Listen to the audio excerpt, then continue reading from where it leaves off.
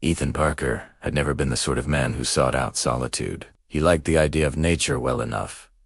Screensavers of pine trees, coffee table books, featuring misty mountains, the occasional weekend trail with friends who brought too many snacks and too few maps.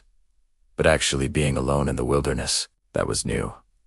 That was different. That was something he had decided somewhat stubbornly to change. When the apartment felt too small and the lack of messages on his phone too loud, they went outside. They touched grass. They breathed mountain air and came back, transformed, rejuvenated, whole. So Ethan picked a trail with an estimated 8-hour loop, ambitious, but manageable. He packed what he thought was sensible. A thermos, an extra pair of socks, a granola bar that tasted like compressed dust, and a flashlight he had grabbed from the back of his closet without checking the batteries. He locked his car at the trailhead, slung a backpack over his shoulders, and told himself that Tadafina Lee would learn to enjoy being alone. The mountain air felt crisp and clean, the kind that made his lungs feel new. The trail wound through towering pines, their needles forming a soft, fragrant carpet beneath his boots. Birdsong echoed overhead, and occasionally a breeze stirred the branches, sending down a glittering snowfall of tiny green flecks. He took photos, not because he planned to show anyone, but because he wanted proof for himself that he had done this, that he had been here. He reached a ridge in the late afternoon, where the trees parted just enough to reveal a sprawling view of distant peaks and valleys. He stood there, letting the wind brush his face, and for the first time in months, he felt something like peace. The sun was already slipping downward, staining the sky a bruised purple. Shadows grew long and then longer still. Ethan retraced his steps, or at least he thought he did. The trail curved in ways he didn't remember. The trees seemed closer together. The air grew colder, sharper, biting at the tips of his ears. He told himself not to worry. Panic was irrational. He had followed the markers earlier. All he had to do was stay calm and look for them again. He moved faster.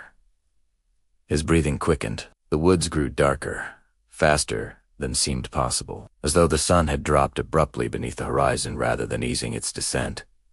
Within minutes, the forest was drenched in night. Ethan fumbled for his flashlight and flicked it on. A weak, dying beam sputtered out. His heart lurched. It wasn't enough. Barely lit more than a few steps ahead. He waved it, hoping movement would strengthen it somehow. But the beam only flickered.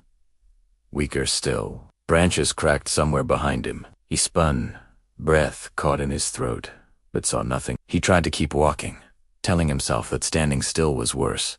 But soon the roots beneath his feet grew treacherous. Every step felt like a risk. The forest no longer seemed beautiful only. Enormous. Endless.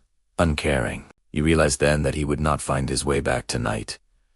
The temperature had dropped sharply. His legs trembled. He imagined wandering until dawn, shivering, exhausted, tripping, falling, breaking something, dying without anyone knowing where he had gone. That was when he saw it. A shape in the distance, angular, vertical, unnatural against the wild curves of branches and trunks.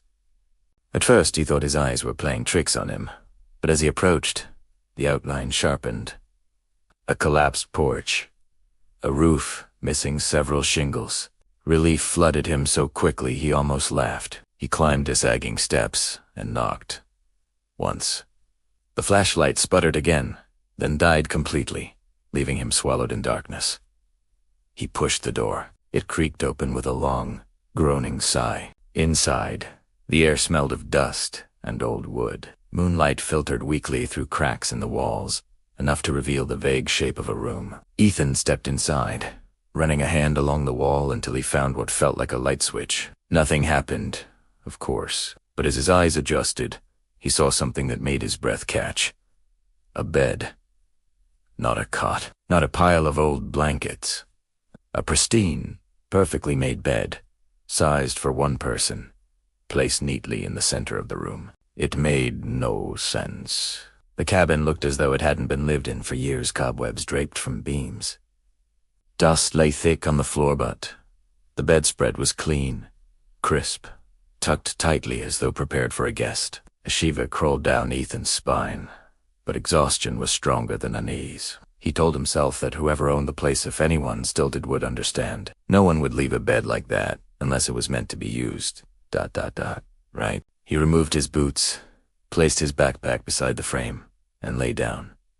The mattress was shockingly comfortable. He exhaled, letting his body sink into it, but sleep didn't come easily. Not with the paintings. He hadn't noticed them at first, not until his eyes adapted to the room's dimness. Portraits lined the walls, people he did not recognize, their faces pale, their clothing old. Each one stared directly at him, eyes wide, lips stretched into unsettling smiles. Some smiles were thin and tight, others impossibly wide, showing too many teeth. The longer he looked, the more wrong they seemed to, not just eerie, but hungry. He turned onto his side, facing away from them, but the sensation of being watched clung to him like cold breath on the back of his neck. He squeezed his eyes shut. He told himself he was imagining things, that fear was making shadows into faces, faces into threats. Eventually, exhaustion smothered his thoughts, and he slipped into sleep. When morning came, sunlight streamed through the room, bright and warm. Ethan blinked awake, disoriented but relieved. He sat up, rubbing his eyes. There were no paintings. Not one. The walls were bare, were windows. Windows where the portraits had been. Windows that looked out into the forest. Windows with no glass, just open frames through which cold air drifted. Ethan's pulse thundered. He backed away from the nearest opening, dread coiling in his stomach, because outside just...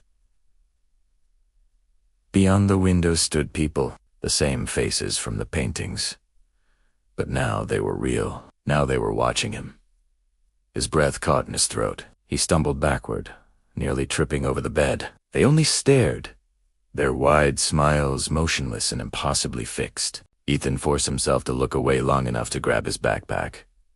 His hands trembled as he slung it over his shoulder. He scanned the room for the door. It was gone. In its place stood another window. He spun toward where the bed had